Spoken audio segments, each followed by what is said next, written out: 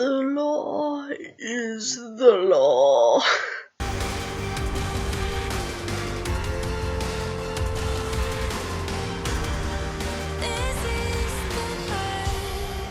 So, believe it or not, I actually had this whole video filmed yesterday. I got it done later in the day after I did my first thoughts, but I didn't notice that these were plugged in, meaning that my voice did not record at all, and when I went to edit it this morning, all I got was... I literally died a little inside because I'm going to have to record this all over again. Let's get at it. Fair and unbiased, for blood calls the blood. I'm going to start with the things that I didn't agree with, and for this episode there was only the one thing that I didn't really like, so we'll start with that. Might as well get the negatives out of the way and then we can just keep talking about the positives. But the only thing that I didn't like about this episode was the idea of Shadowhunters only falling in love with one person. I don't know if it was in the books or not, I can't remember. It might have been, but even if it was, it's still a very questionable idea, because especially since this is marketed towards a younger audience, it's very, I wouldn't say dangerous, but marketing this kind of idea that there's only one person for anyone is not even for young people, for anyone, it's a bit weird. But I talk about young people because someone my age would look at it and be like, well, I've probably had relationships, but I know that they're not the only one. But for younger people, they mightn't be as blasé about it, especially if they look up to the characters as much as I do.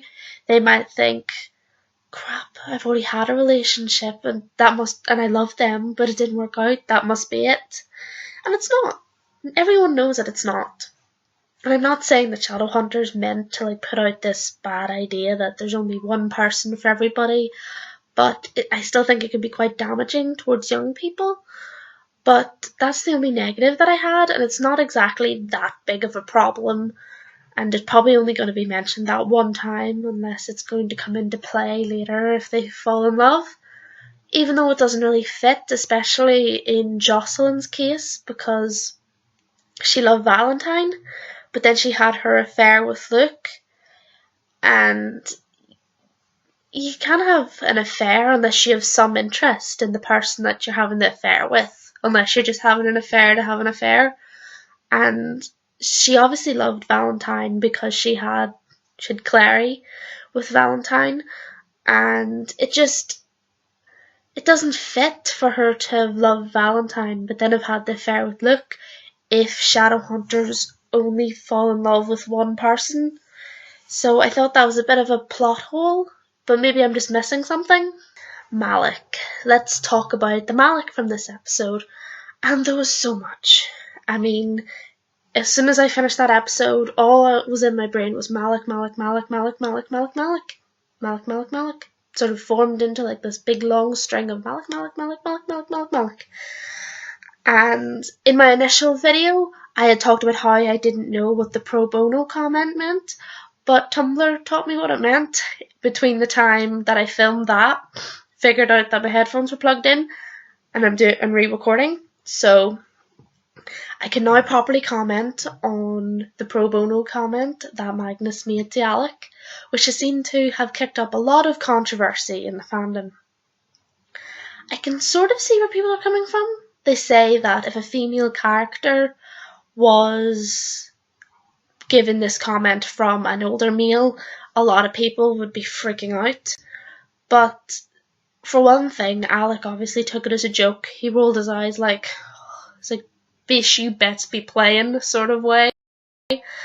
And if he doesn't take it seriously, then you shouldn't either. It's a joke, it's an innuendo, and you have to remember Magnus is hurting, he's bitter, he's very salty in that scene. So he didn't mean it.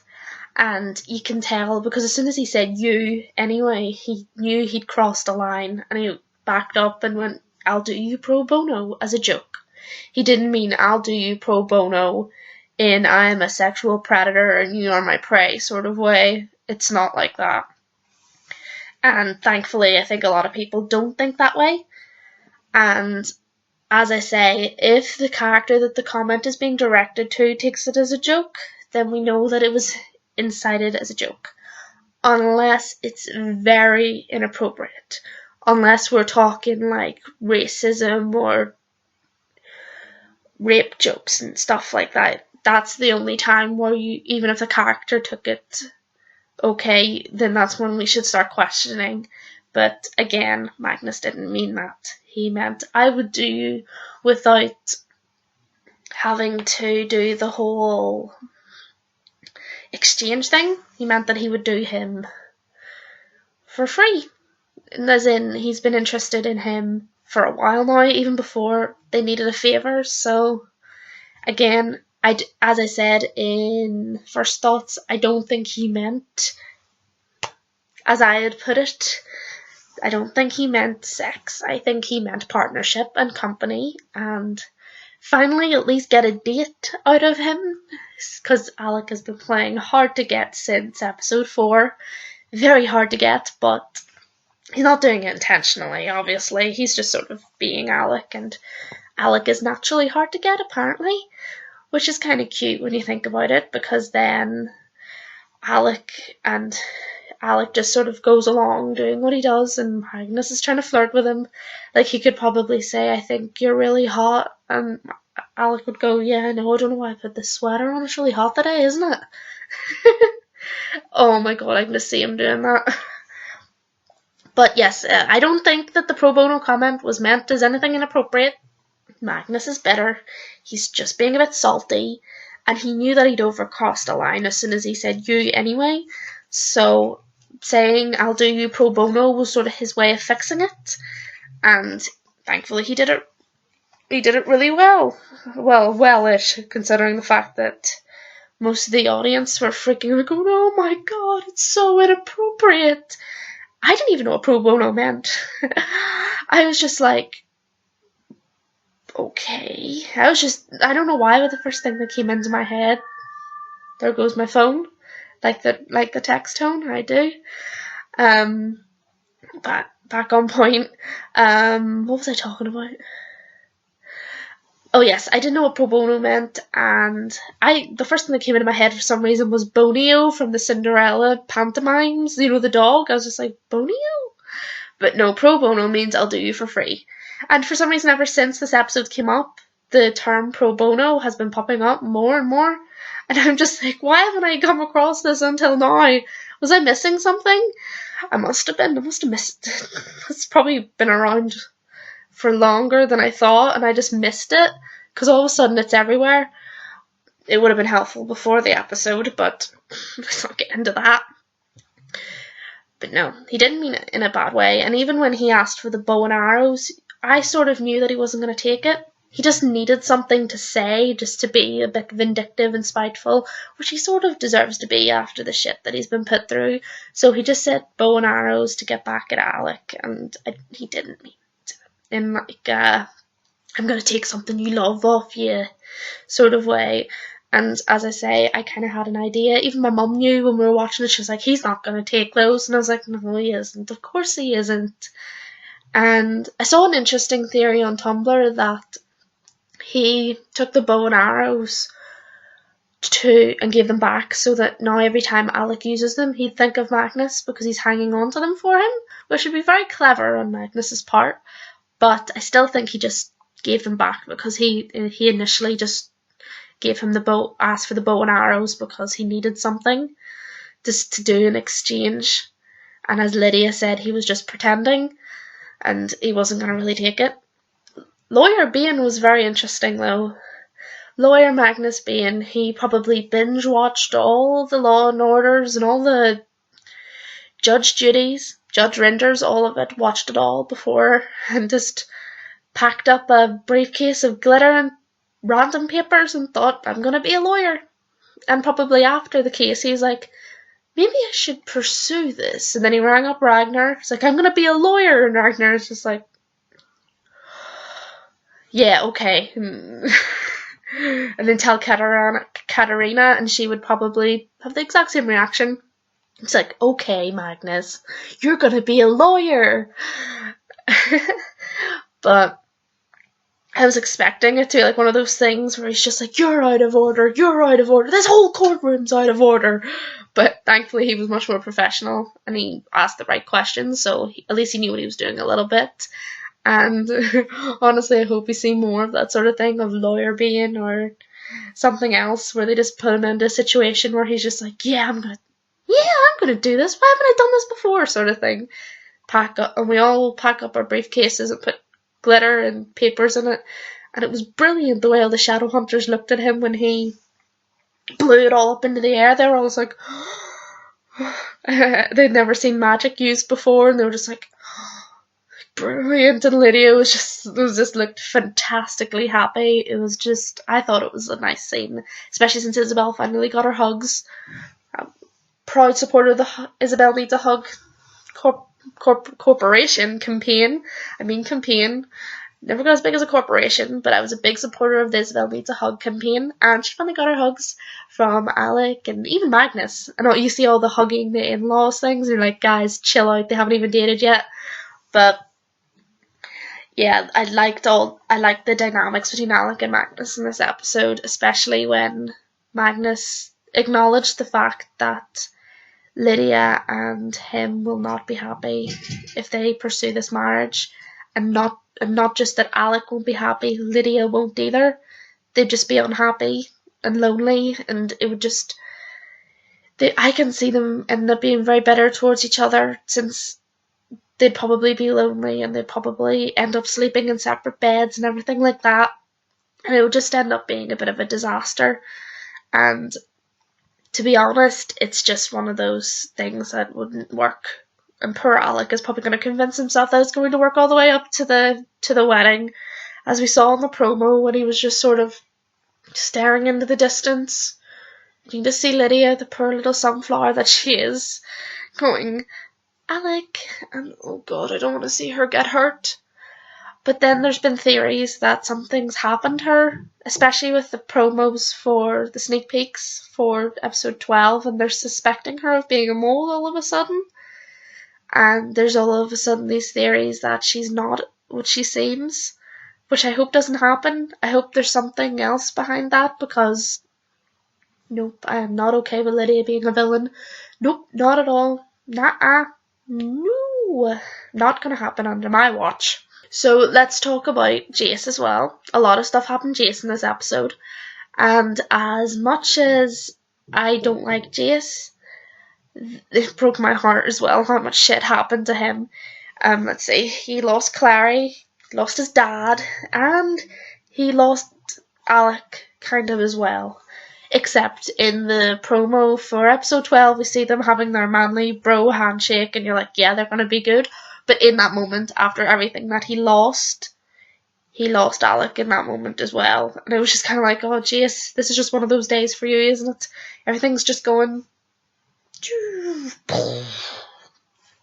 up shit creek without a paddle.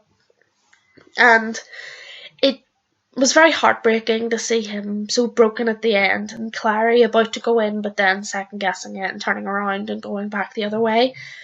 Because you know that Clary, even as his sister, could have comforted him a little, but she just felt like she couldn't. And I can kind of understand, because they have been kissing and being lovey-dovey and stuff, and I would kind of be a bit like, oh, gross about it. I wouldn't go near him for a while either, just kind of like, yeah, we're going to keep our distance for a bit, so yeah. As I say this, that I felt bad for Jace, I also think he needed it. He needs to know the consequences of his actions. I wouldn't have thought it would be very good if he had came back and gave the cup, and Alec would have been all like, oh, Jace, my hero, you brought the cup back after all the shit that you've pulled. No. I'm glad that Alec snubbed him. As much as it added to Jace's pain, he needed to be snubbed, especially by Alec. And I never saw it happening where he would go like, oh, thank you for bringing the cup back after you stole it anyway, nearly risking my sister's life while you disappeared into a parallel universe that brought you no closer. Well, this was sort of brought them closer. They found Jocelyn in the end, but she's still floating in a case of green goo. Well, however they moved her from that hospital to the institute, I still don't know. If she's in green goo, did they just pick her up in the green goo, or did they sort of push her? I don't know how it worked, but somehow they did it because she's there, but she's not waking up, and she probably won't wake up for a while, unless they figure out how to do it within the season. And there's tension between Clary and Jace now, obviously, and they're just kind of keeping each other at a distance now. Again, as I say, understandably. I mean, you find out that you've been snogging your brother, like, you're not going to be in their arms again for a while. And I mean a while. And it's like those sort of things you see in Jeremy Kyle, where people fall in love and then they end up having paternity tests, and they're just like, you are brothers, and then just a look of horror. It's very interesting. I wouldn't say I'm a fan of the storyline. Even in the books, I wasn't a fan of the sibling storyline. But, as I said in First Thoughts, it's a big part of the books, so it needs to be included in the show. So yeah, they've got Jocelyn now. They've lost Valentine, but they've got the cup. And the next episode... I am not prepared. In my head, I feel like a crazy nutjob smashing pots and pans together going, I'm not ready. And especially after all the promos. I saw the first promo, and then obviously, as I said in First Thoughts, it was all those moments with Magnus and Malec where it was just like your skin tingling and your heart beating. And I was being brilliant. And then a different promo came out called Kiss, but I thought it was the same one. So I was sitting watching it, and most of the scenes were the same, and I was like, yeah, I'm going to die. And then there's this.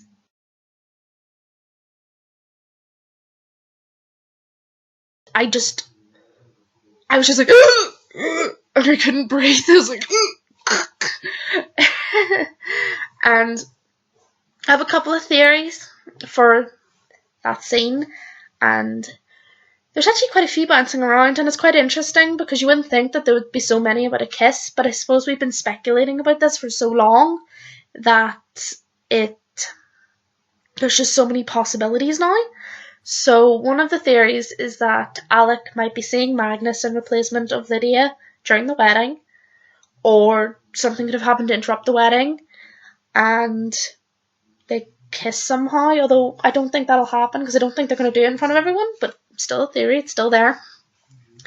Could be a flashback of some sort, I'm not sure how, but it could be. And could just be a kiss.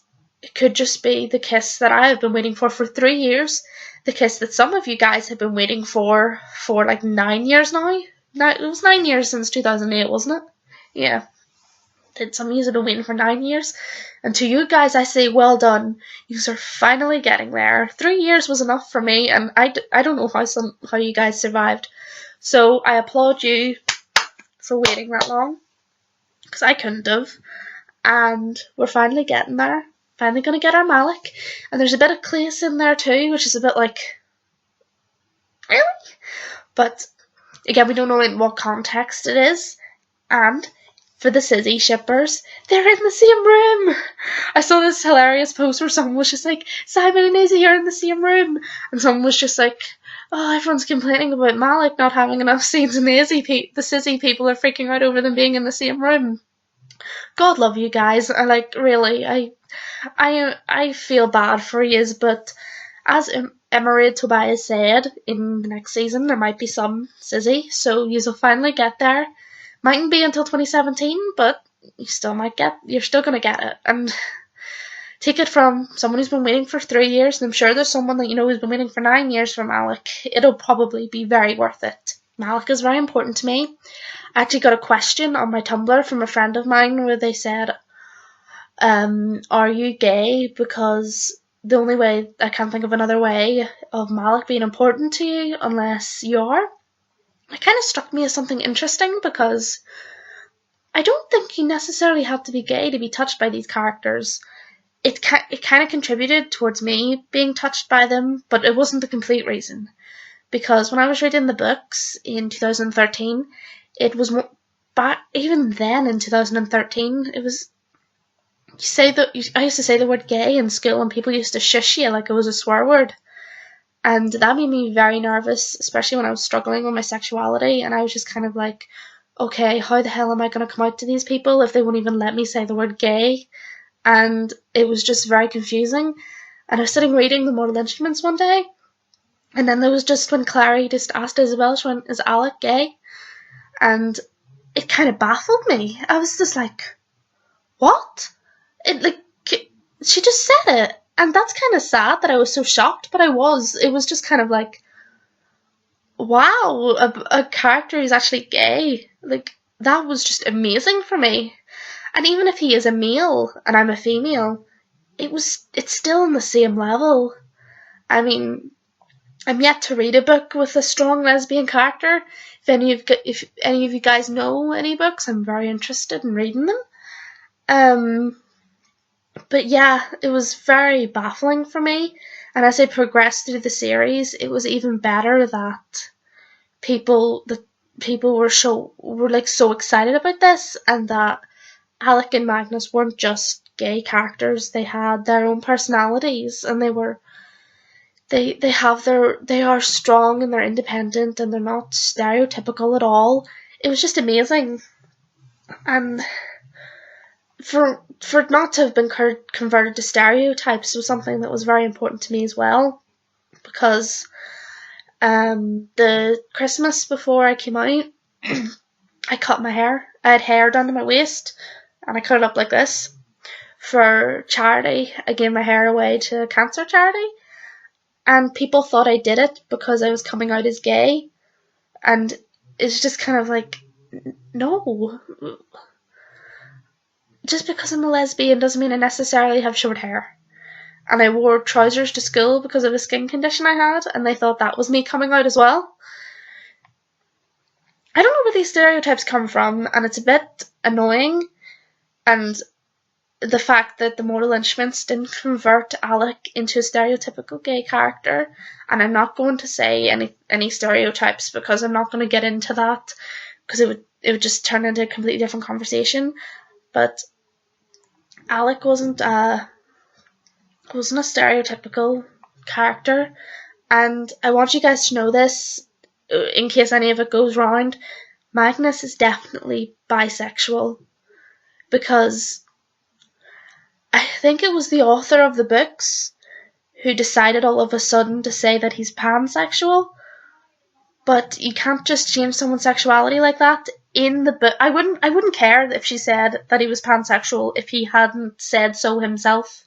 He literally says in City of Lost Souls, "I like to consider myself as a freewheeling bisexual." So he is bisexual. And I'm all for representation, and I'm all for including these characters that are pansexual or demisexual or ace or whatever. But you can't snub a different community just because you want to represent more, if you know what I mean. Because if you turn Magnus pansexual when he said that he's bisexual, then that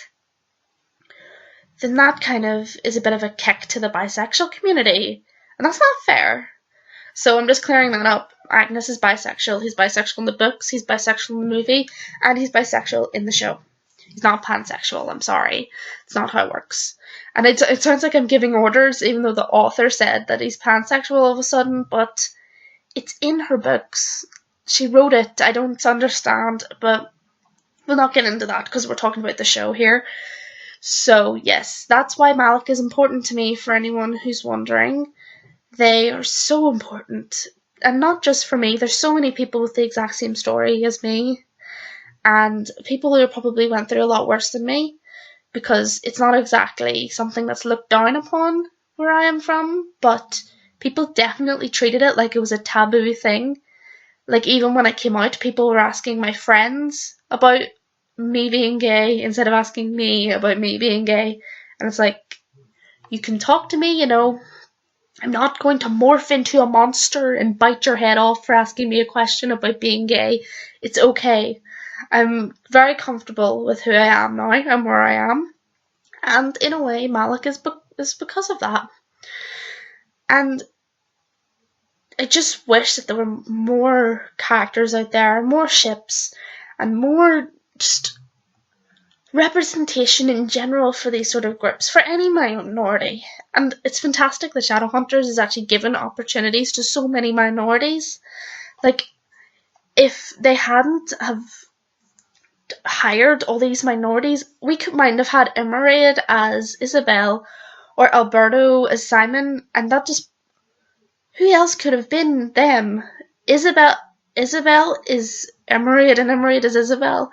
Emerald is the queen, and I just can't imagine anyone else as Isabel now. Ditto for Simon. Alberto is nailing it. He is so good. And I just couldn't imagine there being different actors. Imagine them watching them audition and just go, oh, well, they're Hispanic, so we can't. That is not how the world should work anymore. And I'm glad that Shadowhunters is abolishing that. It is very, very important for us to have our minorities and our communities and everything just represented, and that's why I love this show so much. It's bringing attention to so many important issues. And even as it's drawing to a close, it's still bringing many important issues. And I just want it to go on forever. I'm so happy that there's a season 2. And I know there's people who don't like it, and you can not like it all you want. I don't mind. You can have your opinion. But maybe ease off a little. You can say you don't like it once, but if you keep going on about it, then you start to seem like you're caring more. Because if you don't care, then you wouldn't post about it. You would just say, oh, there's that Shadowhunters, let me turn it over to Walking Dead or something. I don't know. I don't know what's on at the same time as Shadowhunters. I have to watch it the next day on Netflix. But yeah, ease off a little. Just a little bit. If you don't like it, don't post about it. I mean, I'll give you for instance, I don't like Divergent, but I don't go around slabbering about it, although it might seem like I'm slabbering now, but I don't like it, but I don't make loads of posts on my Tumblr about it. I make the odd comment here and there, because sometimes it irks me, but I wouldn't waste my life thinking about something that I don't like, because I don't like it, so why would I? Focus on the things that you enjoy, people, and let other people enjoy what they want. It would make everything so much easier. But then if things were that easy, then there wouldn't be so much controversy now. But can't be helped. Nothing can be helped, sadly. But yes, that's my review on, my deeper review on Blood Calls to Blood. Brilliant episode. And I can't wait for next week for our episode of Malec. Malec. Keep saying it in your head, guys, until it just blurs into the string of incomprehensible syllables like I have done. So, I'll see you then. Should be interesting. See you, Shadowhunters!